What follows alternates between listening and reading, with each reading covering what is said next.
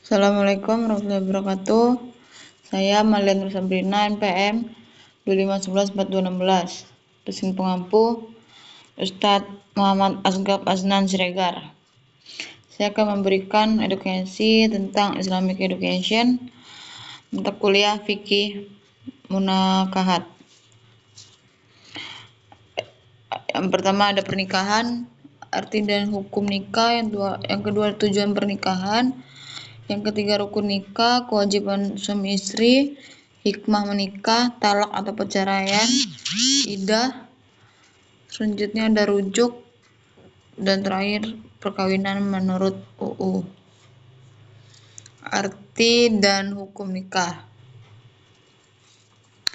Nikah menurut syariat melakukan suatu akad atau perjanjian untuk mengikat diri antara lelaki dengan wanita untuk menghalalkan hubungan keduanya dengan sukarela dan persetujuan kedua belah pihak dalam rangka mewujudkan rumah tangga yang diridhoi Allah Subhanahu wa taala.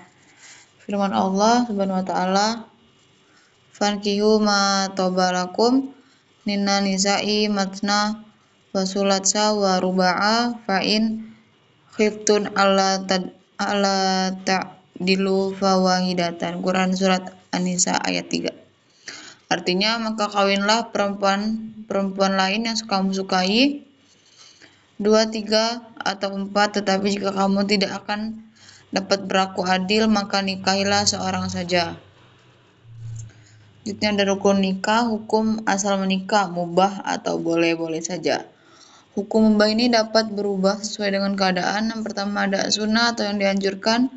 Orang yang ingin menikah mampu menikah dan mampu mengendalikan diri. Wajib atau diharuskan, orang yang ingin menikah mampu menikah dan ia khawatir berbuat zina. Makruh atau dibenci atau lebih baik ditinggalkan, orang yang ingin menikah tetapi belum mampu memberi nafkah. Yang keempat ada haram atau dilarang, bermaksud menyakiti wanita yang akan ia nikahi. Selanjutnya ada pengertian dari mengapa harus menikah. Firman Allah Subhanahu wa taala, "Wa min ayatihi an khalaqalakum min anfusikum azwajal litaskunu ilaiha wa ja'ala bainakum mawaddatan wa rahmatan inna fi dzalika la ayati liqaumi yatafakkarun." Quran surat Ar-Rum ayat 21. Artinya, dan di antara tanda-tanda kekuasaannya, Dia menciptakan untuk kamu istri dari jenismu supaya kamu tentram bersamanya, dan Dia menjadikan cinta dan kasih sayang di antara kamu. Sesungguhnya pada yang demikian itu menjadi tanda-tanda bagi orang-orang yang berpikir. Selanjutnya ada tujuan pernikahan. Yang pertama, untuk memperoleh rasa cinta dan kasih sayang yang benar. Yang kedua, untuk memperoleh ketenangan dan kebahagiaan hidup. Selanjutnya ada untuk memenuhi kebutuhan seksual secara sah dan diridhoi Allah Subhanahu wa taala. Yang keempat, untuk memperoleh keturunan yang sah dalam masyarakat. Harta dan anak-anak adalah perhiasan kehidupan dunia. Quran surat Al-Kahfi ayat 18 sampai 46. Rukun nikah. Sah tidaknya pernikahan dilihat dari terpenuhi tidaknya rukun nikah. Yang pertama ada calon suami, yang kedua ada calon istri, ada calon wali nikah, 2 orang tua saksi dan ijab kabul. Siapa wali itu? Wali orang yang terdekat dengan mempelai wanita, seperti ayah kandung mempelai wanita, kakek dari mempelai perempuan, saudara laki-laki yang seibu sebapak, saudara laki-laki yang sebapak saja, anak laki-laki dari saudara laki-laki seibu sebapak, anak laki-laki dari saudara laki-laki yang sebapak, saudara bapak yang laki-laki atau paman, anak laki-laki paman yang dari pihak bapak. Yang terakhir, wali hakim berlaku jika nomor 1-8 tidak ada atau sedang berhalangan. Selanjutnya, jika kamu jadi wali atau saksi. Syarat sah wali atau saksi nikah: yang pertama Islam, kedua laki-laki, ketiga baligh, sudah berumur minimal 15 tahun, yang keempat berakal sehat, yang kelima merdeka, adalah orang yang mempunyai hak untuk mengurus dirinya. Ijab kabul nikah. Ijab kabul adalah ucapan wali mempelai wanita yang sedang menikahkan. Kabul adalah jawaban mempelai laki-laki ketika menerima pernikahannya. Syaratnya yang pertama, ijab kabul dilakukan dalam satu majelis. Yang kedua, ijab kabul tidak boleh mengandung persyaratan atau khiyar syarat. Yang ketiga, ijab kabul itu dilakukan dengan jelas, mudah, dan tunai atau langsung saat itu. Ada wanita yang tidak boleh dinikahi. Yang pertama, yang haram dinikahi karena keturunan ibu dan seterusnya ke atas anak perempuan kandung, dan seterusnya ke bawah saudara perempuan atau sekandung, sebapak atau seibu. Yang kedua, saudara perempuan dari ibu. Yang ketiga, saudara perempuan dari bapak. Yang keempat, anak perempuan dari saudara laki-laki dan seterusnya. Yang kelima, anak perempuan dari saudara perempuan dan seterusnya. Quran Surat An-Nisa ayat 23. Diharamkan atas kamu, ibu-ibumu, anak perempuanmu, saudara perempuanmu, saudara-saudara perempuan bapakmu, perempuan dari saudara laki-lakimu, anak perempuan dari saudara perempuanmu, ibu-ibumu yang menyusui kamu, saudara perempuanmu sepersusuan, ibu-ibu istrimu, anak-anak istrimu yang dalam pemeliharaanmu, dan istri yang telah kamu campuri. Tetapi jika kamu belum campur dengan istrimu itu, maka tidak berdosa kamu mengawininya. Istri-istri anak kandungmu. Menghimpun dua perempuan yang bersaudara kecuali yang telah terjadi pada masa lampau. Sesungguhnya Allah Maha Pengampun lagi Maha Penyayang. Wanita yang tidak boleh dinikahi. Yang pertama, yang haram dinikahi karena sesusuan, ibu yang menyusui, saudara perempuan sesusuan. Yang kedua, yang haram dinikahi karena hubungan perkawinan, anak tiri. Yang kedua, istri dari anak-anak laki-laki atau menantu, baik sudah cerai maupun belum, mertua, ibu tiri. Yang ketiga, yang haram dinikahi karena mengumpulkan dua orang perempuan yang keduanya bermuhrim.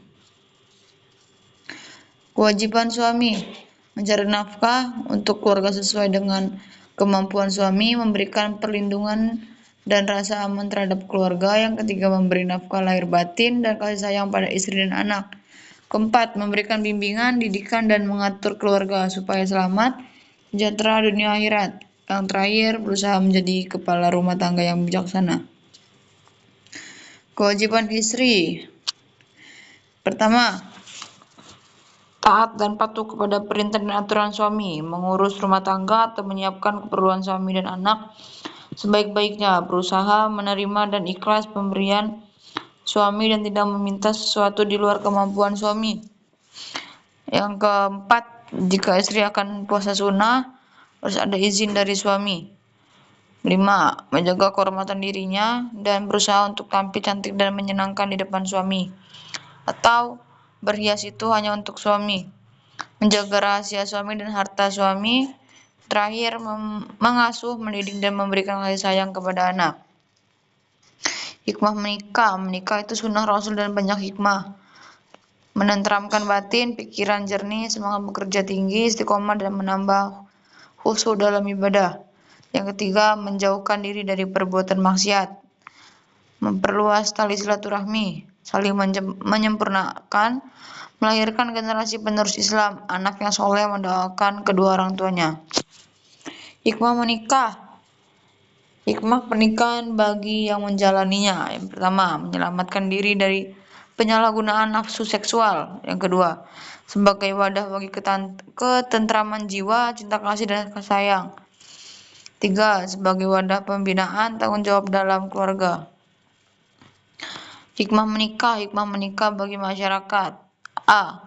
Menyelamatkan masyarakat dari kemungkinan maraknya perzinaan. B. Kaum perempuan memperoleh kewajaran dalam derajatnya di masyarakat. C. Syiar Islam akan semakin berkembang. Menikah. Sebaiknya cepat-cepat menikah atau enggak ya? Gimana nih? Aduh, tolong aku masih ragu, bingung, dan belum ada calon lagi. Hal-hal yang dapat melepaskan ikatan pernikahan. Talak, fasakh, khulu, li'an, ila, zihar, hadhanah. Talak perceraian ialah lepasnya tali pernikahan suami istri dalam berumah tangga. Talak ialah perceraian atas kehendak suami. Hukum talak makruh atas sesuatu yang dibenci. Macam-macam talak. Talak roji yaitu talak 1 dan talak 2 disebut talak ruji'ah karena suami masih dapat rujuk kembali dan masa idah belum habis. Talak batin yaitu talak 3 jika suami tidak dapat rujuk walaupun masa idah belum habis. Talak 3 sering disebut dengan talak ba'in kubro. Lafaz atau ucapan talak. Talak syariah itu talak dengan lafaz yang jelas atau terang. Talak kinayah yaitu talak dengan lafaz sindiran. Ila lian zihar khulu fasakh.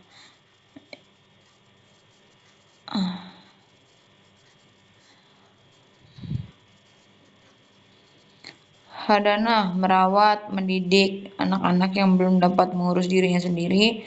Jika terjadi perceraian suami istri dan sudah punya anak yang belum mumayyiz, maka istrilah yang berhak merawat anak tersebut sampai ia mengerti. Sedangkan biaya perawatan atau pendidikan ditanggung oleh bapaknya. Kalau anak sudah mengerti, disertai kepada yang terbalik, yang lebih pantas bapaknya atau ibunya. Idah adalah masa menunggu bagi seorang istri atau janda setelah terjadinya perceraian. Tujuan idah. Nah, ini kalian baca sendiri ya. Macam-macam idah. Macam-macam masa idah. Hak istri pada masa idah.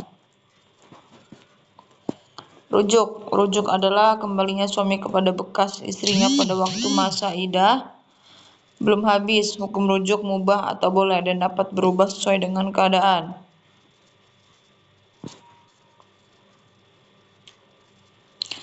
Jazakumullah khair. Cukup sekian. Wassalamualaikum warahmatullahi wabarakatuh.